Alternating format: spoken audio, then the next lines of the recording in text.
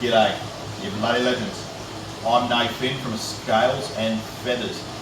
Nearly butchered that one up, but we saved ourselves. In this video here, we're going to be talking about the stocking of our reef predator aquarium. Let's dive straight into it, eh?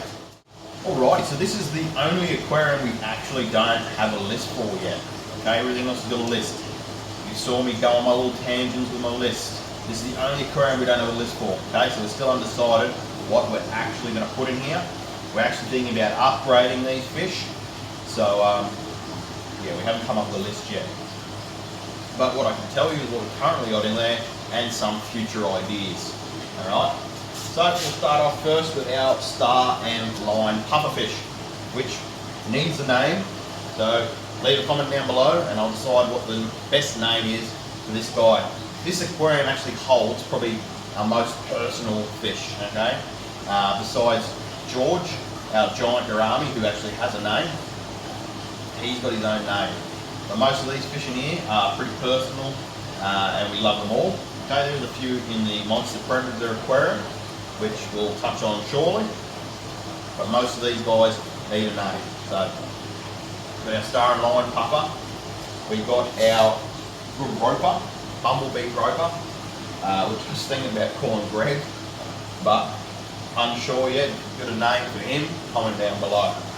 We also have a beautiful panther groper in there as well, who has come a long way. We bought him about yay big. He's about kind of that size now.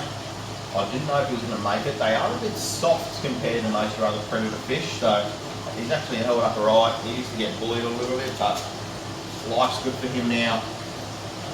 We got a coral cod in there. Absolutely hands down my favourite saltwater fish. Beautiful fish. It's a predator fish, which I love, and it's just got red on it, blues, my favourite colours. You can't complain. They are such a beautiful fish. There he is there. There he is there, the goat. The most violent, the most diabolical, the most dangerous, a beast slayer, a conqueror, the goat of all goats. Absolutely beautiful. Look at that fish. That fish is just awesome. I absolutely love that fish. Look at him. Very timid fish, very shy. Okay, so beautiful. Yeah, he's just so breathtaking. We need a name for him as well. We've got a epaulette shark in here, and then we also have our zebra eel, and we have our snowflake eel as well, but they're all hiding. Okay. This is the first time he's actually kind of just relaxed in front of me, which is awesome. Awesome stuff. Oh, yeah, very quick. Very quick. He just put sand all over the zebra eel's face. That's funny. But yeah, that's what we got kicking around here at the moment. Okay. And then down to the sump that we saw in the filtration and equipment video, we've got a false stonefish, which is white and red. Absolutely sexy fish. Very cool fish. Can't wait for it to be big enough to go in here.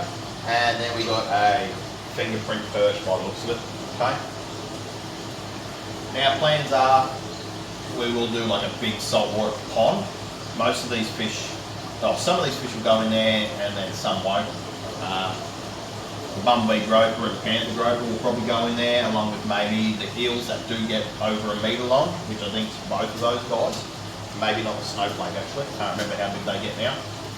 But yeah, we're thinking about like a 30,000 litre pond with some sharks in it later on, some reef sharks, maybe a lemon, okay, some other bits and pieces like a nervous shark, stuff like that.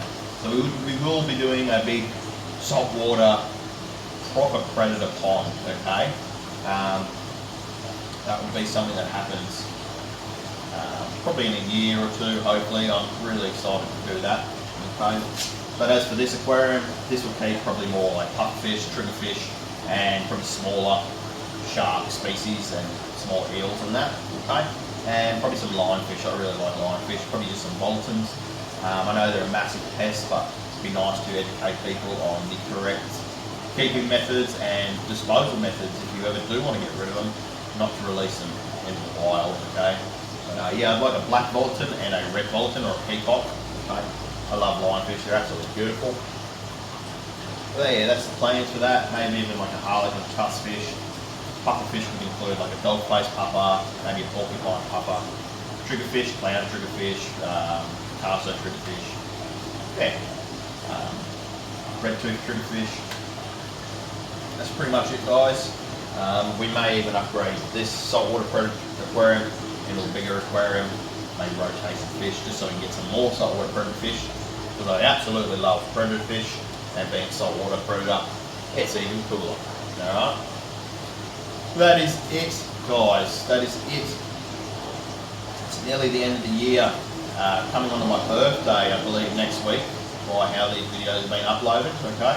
Like I said earlier, we do a bulk recording session, edit them, and then we upload them. So I think this is a week before my birthday. Next week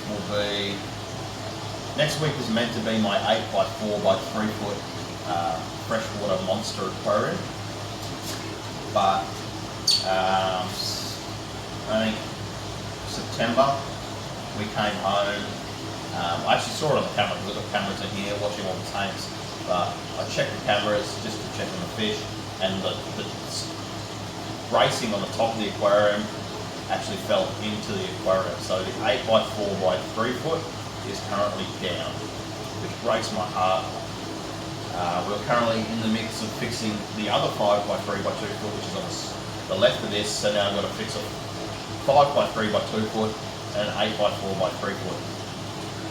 So all the fish from the 8x4 are currently scattered between other aquariums, which is really heartbreaking because George is quite big. He's a giant gourami. He is close to 60 centimetres long, so he hasn't got much of a turning point. So we're trying to work something out at the moment where we can put him. I might have to set up an IBC for him or something else, okay? Or maybe even rotate some fish. I'm trying to work on it as quick as possible, okay? But like I said, it's a big job. Probably going to redo the whole thing. The tank's at that age where it needs to be resealed, so I thought, why it's like this, I may as well do the whole job. Little man, they're big panels, so I'm going to need some help. So, yeah, that's where we're at with that.